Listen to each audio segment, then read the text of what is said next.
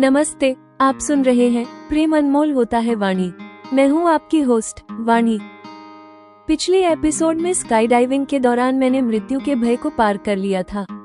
आज आप सुनेंगे कि कैसे मैं और स्वप्निल अपने अनकहे प्रेम को अलविदा कहते हैं और राशील अपनी शरारत से मेरे अविवाहित रहने के संकल्प को चुनौती देती है। प्रेम का इजहार अप्रत्यक्ष। स्काई डाइविंग से सकुशल उतरने के बाद मैंने अति उत्तेजना में स्वप्निल के गले लगकर उसके गालों को चूमा। उसने भी शायद मेरी प्रसन्नता बनाए रखने के लिए मेरे गालों पर हल्का स्पर्श कराया। विजेता का संतोष। मेरे पूछने पर स्वप्निल ने खुलासा किया कि इन खतरनाक एडवेंचर में मैं पहली लड़की हूँ जो उसके साथ आई है। ये सुनकर मेरी ईर्ष्या शांत हुई और मैं एक विजेता की तरह हंसने लगी। अंतिम एडवेंचर। हमने पैरासेलिंग का आनंद लिया, नीचे से ऊपर की ओर उड़ान भरी। 2 दिन का यह एडवेंचर टूर पूर्ण हुआ, लेकिन अब उदासी छा गई। अगला सप्ताहांत मेरी यात्रा का अंतिम सप्ताह होने वाला था। ऋणी कौन?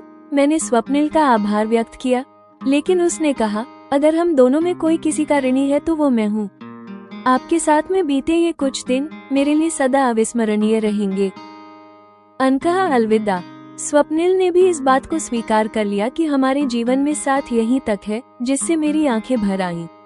प्रेम प्रकट करने के इस अंतिम एकांत अवसर को हमने व्यर्थ गंवा दिया। उपलब्धियों के साथ वापसी। सप्ताह के अंत में मैंने नोविस सफर और हॉर्स राइडर के रूप में लेवल 5 हासिल कर लिया। यह मेरी अमेरिका यात्रा की बड़ी उपलब्धि थी। राशील का समय। मैंने राशील से बचे हुए दिन उसके साथ बिताने की इच्छा जताई। राशील खुश थी और बोली कि वो तो यही चाहती थी।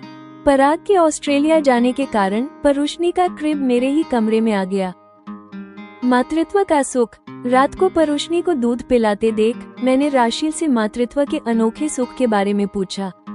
राशील ने ऑक्सीटोसिन हार्मोन और मानसिक तनाव कम होने के बारे में बताया।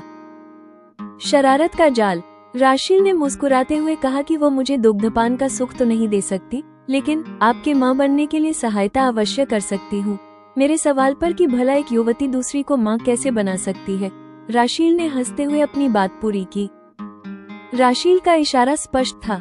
क्या मैं, जो विवाह और माँ बनने से इनकार कर चुकी हूँ, अपनी सबसे अच्छी सखी के इस जाल में फंसकर अपने भाग्य को बदलने वाली हूँ? अनमोल प्रेम का अंत और मातृत्व के सुख की ओर पहला कदम। प्रेम अनमोल होता है वाणी में आप सुनेंगे एपिसोड 53, अंतिम अलविदा, ऋणी का द्वंद्व और मातृत्व का रहस्य। जब मेरे पैर सुरक्षित धरती पर पड़ गए तब मैं स्वप्निल से अलग होने के बाद उसकी ओर मुड़ी हूँ। मैंने तीव्र उत्तेजना और प्रसन्नता में स्वप्निल के गले में बाहें डालकर उसके गालों को चूम लिया है। मुझे मिल रही प्रसन्नता कम न हो जाए, इस भावना से शायद स्वप्निल ने भी मेरे दोनों गालों पर अपने होठों का हल्का स्पर्श कराया है। मैं आनंद विभोर होकर नृत्य करने की स्टाइल में गोल गोल घूमने लगी हूँ। स्वप्निल, मैं एक बार फिर कहूंगी, आपके साथ होने से मुझ पर कोई खतरा नहीं आ सकता है। आप हर खतरे से निपटना जानते हैं। प्रशंसा करते हुए मैंने हंसते हुए कहा और उसे प्रेम से निहारा है। मैंने ये सब एडवेंचर कई बार किए हुए हैं, इसलिए आपको ऐसा लगता है, स्वप्निल ने मुस्कुराकर बताया है। इसके पूर्व इन एडवेंचर में आपके साथ कौन रहा है? ये प्रश्न मैंने पुनः ईर्ष्या के वशीभूत होकर किया है। ऐसे किसी भी एडवेंचर में मेरे साथ कोई लड़की नहीं रही है। इस दृष्टि से आप पहली लड़की हैं। इसके पूर्व प्रशिक्षण प्राप्त करने की दृष्टि से मैंने जिन पायलट का साथ किया है वे सभी पुरुष रहे हैं। शायद स्वप्निल ने मेरे मन में क्या है समझते हुए उत्तर दिया है। मुझे संतोष हुआ है। मैं एक विजेता की तरह हंसने लगी हूँ। लंच के बाद हमारा अगला एडवेंचर पैरासेलिंग है। हम बीच पर पहुंच गए हैं। इस समय मेरे मन में कोई भी डर या शंका नहीं रही है। हमने बोट पर सवार होकर कुछ देर समुद्र का भ्रमण किया, फिर बोट से होनेस में पैराशूट की सहायता से लगभग 50 मीटर ऊंचाई पर उड़ान लगाई है। हम एक लंबे रस्से से बोट से जुड़े हुए हैं। पैराशूट में स्वप्निल के साथ होना नई बात नहीं रही है। पैरासेलिंग इस तरह से नया अनुभव है कि इसमें हम ऊंचाई से पैराशूट की सहायता से नीचे नहीं आ रहे हैं। हमने अब बोट अर्थात नीचे से ऊपर की तरह उड़ान भरी है। इस तरह 2 दिनी एडवेंचरस टूर पूर्ण कर मैं स्वप्निल के साथ वापस लौट रही हूँ। स्वप्निल से मेरा साथ यहाँ तक ही है, ये सोचकर मैं उदास हुई हूँ। अगला वीकेंड मेरी अमेरिका यात्रा का अंतिम सप्ताहांत होने वाला है। उसके 2 दिन बाद मुझे वापस लौटना है। मेरी वापसी की टिकट आने जाने की राउंड ट्रिप में पहले ही बुक की जा चुकी है। मैं इतनी स्वार्थी नहीं होना चाहती हूँ कि यहाँ मैं केवल अपना एंजॉयमेंट करते हुए ही पूरे दिन बिता दूं। मैं चाहती हूँ कि अगला सप्ताहांत मैं राशील और परुष्णी के साथ व्यतीत करूँ। मन में यही विचार चल रहा है। क्या सोच रही हो वाणी? चुप बैठी हुई हो? मुझे चुप देखकर कार ड्राइव कर रहे स्वप्निल ने पूछा है। स्वप्निल, मैं आजीवन आपका ऋण नहीं चुका पाऊंगी। आप बहुत केयरिंग हो। आपने मेरी प्रसन्नता के लिए अपना बहुत समय और धन व्यय किया है। अपने दम पर मैं कभी अमेरिका नहीं आ सकती थी। अगर आ भी जाती तो एंजॉयमेंट पर इतना धन खर्च नहीं कर सकती थी। आपने एडवेंचर के साथ ही मेरी सर्फिंग और अश्वारोहण की ट्रेनिंग भी करवाई है। मैं आपका बड़ा उपकार मानती हूँ। मेरे पास आभार व्यक्त करने के लिए शब्द नहीं है। मैंने उत्तर दिया है। मैं स्वप्निल से अपेक्षित इस प्रश्न के लिए पहले से तैयार थी। स्वप्निल कुछ देर विचार करता रहा है। फिर उसने कहा, वाणी, अगर मैं आपके लिए इतना भी नहीं कर पाता तो मेरे धन संपन्न होने का कोई अर्थ ही नहीं रह जाता। यह मेरा भाग्य है, मैं आप जैसी एक श्रेष्ठ लड़की से मिल पाया हूँ। मुझे अवसर मिल पाया एवं मैं आपके लिए थोड़ा कुछ कर पाया हूँ। थोड़े शब्द में व्यक्त करूँ तो ये कहना सही होगा, अगर हम दोनों में कोई किसी का ऋणी है तो वो मैं हूँ। आपके साथ में बीते ये कुछ दिन मेरे लिए सदा अविस्मरणीय रहेंगे। बात मैंने ही इस प्रकार से कही थी जैसे हमारे जीवन में परस्पर साथ यहाँ तक ही रहने वाला है। किंतु जब स्वप्निल ने भी एक तरह से इसे स्वीकार करते हुए कहा तो मुझे बहुत निराशा हुई। मुझे विदित नहीं, स्वप्निल मेरे से विवाह की इच्छा व्यक्त करता तभी क्या मैं प्रसन्न हो पाती। मेरी आंखें छलक आई हैं। स्वप्निल से छुपाने के लिए मैं खिड़की से बाहर देखने लगी हूँ। मैंने सीट बैग से सिर टिका लिया है, आंखों पर हाथ फेरते हुए आंखों से छलकने को आए अश्रु पोंछे हैं और आंखें मींच ली हैं। मैंने मुझे मिले संस्कार के कारण और स्वप्निल ने शायद मेरी मर्यादाओं को समझने के कारण चुप रहना ही अच्छा समझा है। इस तरह एकांत में अकेले रहने के इस अंतिम अवसर को, जिसमें हम आपस में अपने प्रेम प्रकट कर सकते थे, हमने व्यर्थ गंवा दिया है। हम घर पहुंच गए हैं। अंततः शुक्रवार का दिन आ गया है। यह मेरी सर्फिंग और अश्वारोहण की क्लासेज का अंतिम दिन है। क्रिस्टीना ने मुझसे कहा, congratulations on becoming a novice सफर। नौसिखिया सफर बनने पर बधाई। क्रिस्टीना, मैं आपको भारत जाने के बाद भी स्मरण रखूंगी, मैंने विदा लेने के पूर्व उससे गले लगते हुए कहा है। फिर मैं रेंच गई थी। रेंच पर मेरा यह अंतिम दिन है। Congratulations on reaching level 5 as a horse rider. अश्वारोही के रूप में लेवल 5 तक पहुंचने पर बधाई। दोपहर बाद लिली ने भी मुझे गले लगाते हुए बधाई दी थी। जब मैं भारत से आई थी तब पाठ्येतर गतिविधियों में मेरी कोई योग्यता नहीं थी। अब मेरे भारत लौटने के समय पास आ गया है। मैं सर्फिंग तथा अश्वारोहण में किसी सामान्य व्यक्ति से अधिक दक्ष हो चुकी हूँ। राशील, अब मेरे भारत लौटने का दिन पास आ गया है। आपने प्रसूति और उसके बाद के काल में अपनी संगत के लिए मुझे यहाँ बुलाया है, जबकि यहाँ आकर यह करने के स्थान पर मैं अपने ही एंजॉयमेंट में लग गई।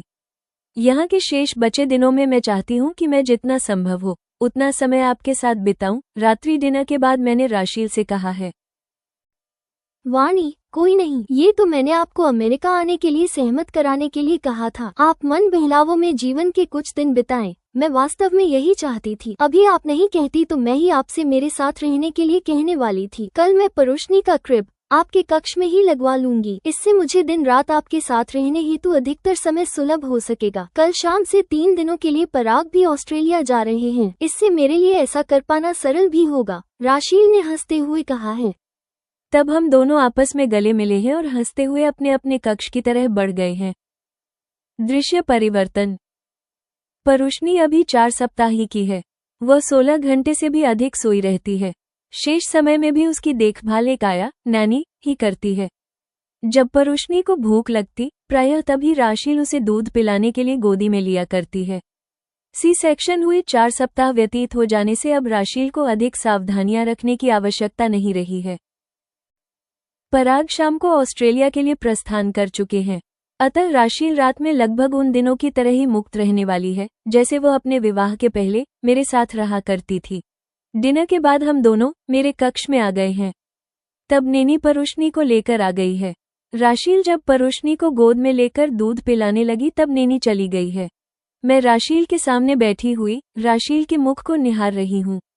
मैंने इतने समीप से किसी माँ के द्वारा अपने बच्चे को दूध पिलाते हुए नहीं देखा है, या देखा भी है तो कभी इस पर इतना ध्यान नहीं दिया है। राशील, क्या परोशनी को दूध पिलाने से भी आपको कोई ऐसा सुख मिलता है जो किसी और कार्य से नहीं मिलता है? मैंने जिज्ञासा में पूछ लिया है। शायद ये प्रश्न मैं अन्य किसी से पूछती भी नहीं। वाणी, यह सुख अनूठा होता है। मैं आपको शब्दों में कैसे बताऊं? मुझे समझ नहीं आ रहा है। यद्यपि नारी विज्ञान इस बारे में जो बताता है वो मैं बता सकती हूँ, राशील ने मुस्कुराते हुए बताया है। इस बारे में विज्ञान क्या बताता है? वास्तव में जब हम अपने शिशु को दूध पिलाते हैं तब माँ के शरीर में ऑक्सीटोसिन हार्मोन रिलीज होता है। यह मानसिक तनाव कम करने में सहायक होता है। यही नहीं, दूध पिलाने से गर्भावस्था में माँ का बढ़ गया गर्भाशय और वजन भी कम होता है।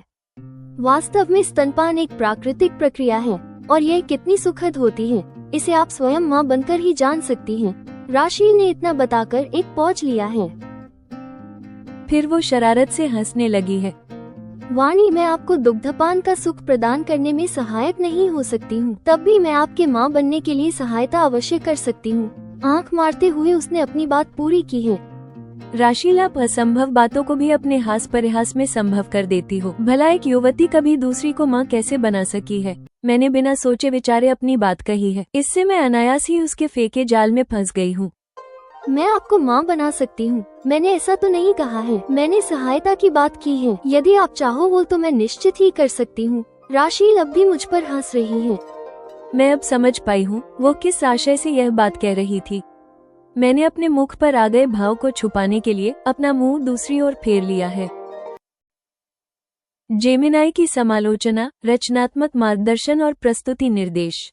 प्रिय श्रोताओं, एपिसोड 53 एक ऐसी यात्रा है जो प्रेम के अलग अलग पहलुओं को दर्शाती है।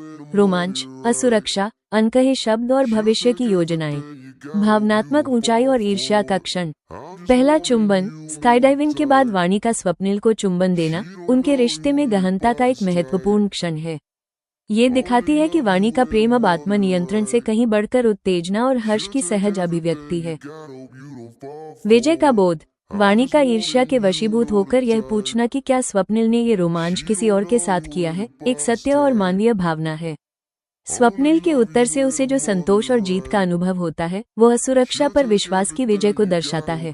अनकहे शब्दों का दर्द। निराशा की भावना। कार में हुई बातचीत जहां वाणी और स्वप्निल दोनों एक दूसरे का आभार व्यक्त करते हैं, उनके मन में चल रहे प्रेम को अव्यक्त ही रहने देता है। यह एक दुखद आयरनी है कि जब उन्हें प्रेम का प्रकट करना चाहिए है तब वे औपचारिकता की बात कर रहे हैं।